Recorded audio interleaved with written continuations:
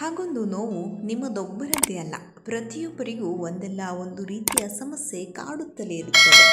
ಯಾರೋ ಜೀವನದಲ್ಲಿ ನೋವು ಸಂಕಷ್ಟಗಳಿಂದ ಮುಕ್ತರಾಗಿಲ್ಲ. ಇನ್ನೊಬ್ಬರ ಬಳಿ ತೋಡಿಕೊಂಡಾಗ ನಮ್ಮ ಮನಸ್ಸಿಗೆ ಒಂದಷ್ಟು ಸಾಂತ್ವನ ಸಿಗುತ್ತದೆ ಎಂಬುದೇನೋ ನಿಜ. ನಾವು ಮನಸ್ಸಿನಲ್ಲಿದ್ದವರನ್ನೆಲ್ಲ ಹೊರಚೆಲ್ಲಿ ಹಗುರವಾಗಿ ಬಿಡುವುದು ದೊಡ್ಡ ವಿಚಾರವೇನಲ್ಲ. ಹಾಗಂತ ನಮ್ಮ ನೋವನ್ನು ಕೇಳಿಸಿಕೊಂಡವರಿಗೆ ನೋವೇ ಇಲ್ಲ ಎಂತಲೂ ಇಲ್ಲ. ನಮ್ಮ ಗೋಳನ್ನು ಕೇಳಲೊಬ್ಬರು ಸಿಕ್ಕಿದ್ದಾರೆಂದಾಕ್ಷಣ ಅವರ ಬಳಿ ಎಲ್ಲವನ್ನ ಕಕ್ಕಿಬಿಡುವ ಆತುರ ಏಕೆ? ಅಷ್ಟಕ್ಕೂ ಅವರು ನಮ್ಮಿಂದ ಸಂತಸವನ್ನು ಬಯಸಿ ಬಂದಿರಬೇಕಾದರೆ ಇದ್ದದ್ದು ಇಲ್ಲದದ್ದನ್ನು ಮತ್ತೆ ಕೆದಕಿ ನೆನಪಿಸಿಕೊಂಡು ಅವರ ಮುಂದೆ ಕಕ್ಕುತ್ತೇವಲ್ಲ, ಅದು ನಮ್ಮ ಮನಸ್ಸಿನ ಹುನ್ನಾರ. ನಾವು ನಿಜವಾಗಿ ಹಾಗೆ ಹಗುರವಾಗಬೇಕೆಂದು ಹೇಳಿಕೊಳ್ಳುವುದಕ್ಕಿಂತ ಅವರಿಂದ ಒಂದಷ್ಟು ಕನಿಕರವನ್ನು ಗಿಟ್ಟಿಸಿಕೊಳ್ಳಬೇಕು ಎಂಬ ಉದ್ದೇಶವೇ ಹೆಚ್ಚಿರುತ್ತದೆ.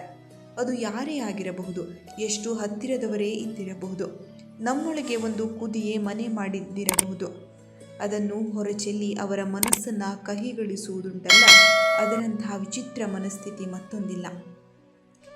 ಆ ಕ್ಷಣದಲ್ಲಿ ಅವರ ಅಯ್ಯೋ ಪಾಪ ಎಂದು ಮರುಗುತ್ತಾರಲ್ಲ, ಅದನ್ನೇ ನಾವು ನಿರೀಕ್ಷಿಸಿದ್ದು ಎಂಬುದು ಸ್ಪಷ್ಟ. ಅಷ್ಟಕ್ಕೂ ಎಲ್ಲವನ್ನೂ ಮರೆತು ಅಥವಾ ಮರೆತ ಹಾಗೆ ಮಾಡಿಕೊಂಡು ನಮ್ಮ ಕೆಲಸದಲ್ಲಿ ನಾವು ತೊಡಗಿಸಿಕೊಂಡಾಗ ಇದ್ದಕ್ಕಿದ್ದಂತೆಯೇ ಭೇಟಿಯಾಗುವ ಹಳೆಯ ಸ್ನೇಹಿತರು, ಹೊಸದಾಗಿ ಸಮೀಪಕ್ಕೆ ಬರುವ ಗೆಳತಿಯರು, ಆಪ್ತರಾಗುವ ಜೀವದೆದುರು ನಮ್ಮ ಪುರಾಣಗಳನ್ನೆಲ್ಲ ಬಿಚ್ಚಿಡುವುದರಲ್ಲೇನಿದೆ ಹೇಳಿ? ಹಾಗೆ ಕನಿಕರ ಗಿಟ್ಟಿಸಿಕೊಂಡು ಅವರಿಗೆ ಮತ್ತಷ್ಟು ಹತ್ತಿರವಾಗಬೇಕೆಂಬುದು ಭ್ರಮೆ. ಮೊದಲಿಗೆ ಈ ಹುನ್ನಾರದಲ್ಲಿ ಯಶಸ್ವಿಯಾಗಬಹುದು. ಆದರೆ ದಿನ ಹೋಗುತ್ತಾ ನಿಮ್ಮ ಮನೋಭಾವ ಅರ್ಥವಾಗಿ ನಿಮ್ಮ ವ್ಯಕ್ತಿತ್ವಕ್ಕೆ ಕುಂದು ಬರುವ ಸಾಧ್ಯತೆ ಇದೆ. ನೋವು ಯಾರಿಗೂ ಬೇಡವಾದದ್ದು.